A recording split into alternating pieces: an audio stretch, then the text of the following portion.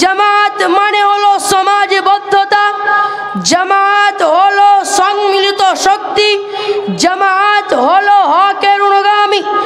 আব্দুল্লাহ বিন মাসউদ রাদিয়াল্লাহু তাআলা আনহু একবার জিজ্ঞাসা করা হলো, মাল জামা, জামাত কি, জামাত কাকে বলে?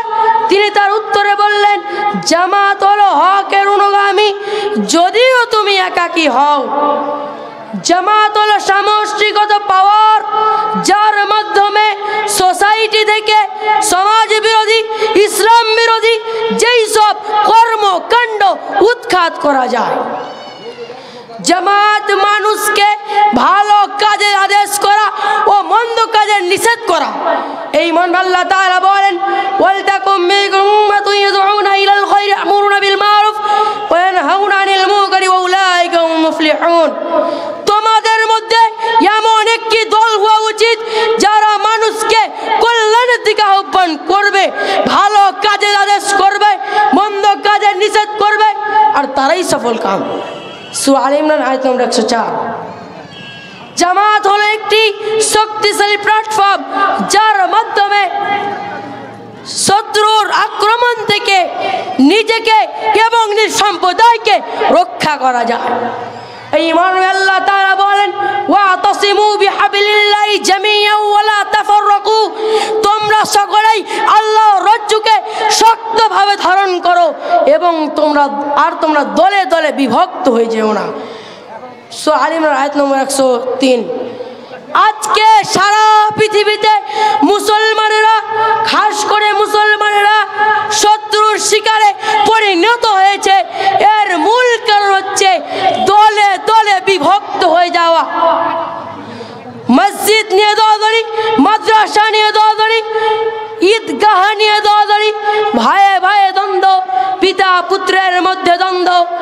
এর কারণ হলো পরিবার ও সমাজ থেকে বরকত উঠে গেছে। এই মর্মে রাসূলুল্লাহ সাল্লাল্লাহু আলাইহি সাল্লাম বলেন, ইয়াদুল্লাহি আলাল জামাআহ, জামাতের উপর আল্লাহ তাআলার হাত রয়েছে। আলোচ্য হাদিস থেকে প্রমাণিত হয় যে মুসলমানদের একক ঐক্যবদ্ধ জামাত আল্লাহ তাআলার তত্ত্বাবধানে থাকে, আল্লাহ তাআলার দায়িত্বে থাকে, আল্লাহ তাআলার হেফাজতে থাকে। ফলে আল্লাহ তাআলার পক্ষ থেকে সামগ্রিকভাবে সাহায্য প্রাপ্ত হয়। এর ঝুলন্ত প্রমাণ হলো হায়াতুর রহমানিয়া মাদ্রাসা। হায়াতুর রহমানিয়া মাদ্রাসা 1990 সালে প্রতিষ্ঠিত হয়। এই প্রতিষ্ঠার জন্য হায়াতুন বিবি জমি দান করেছেন। তার নামানুসারেই এই মাদ্রাসার নামকরণ হয়। হায়াতুর রহমানিয়া মাদ্রাসা আমাদের এলাকার মানুষের সাহায্যে, আমাদের ঐক্যবদ্ধ জামাতের মাধ্যমে, সম্মিলিত শক্তির মাধ্যমে এই মাদ্রাসা প্রতিষ্ঠিত হয়েছে। বর্তমানে 35 বছর পদার্পণ করেছে। যার সফল দ্বন্দ্ব ইমান রয়েছে 12 জন কোরআনের হাফিজ যারা সম্পূর্ণ কোরআনকে মুখস্থ করেছেন। এই মাদ্রাসার অস্তিত্ব যদি আপনারা টিকিয়ে রাখতে চান তাহলে ঐক্যবদ্ধ জামাতের প্রয়োজন। ঐক্যবদ্ধ জামাত ছাড়া একটা সামাজিক প্রতিষ্ঠান চলতে পারে না। ঐক্যবদ্ধ জামাত ছাড়া একটা সামাজিক প্রতিষ্ঠান চলতে পারে না।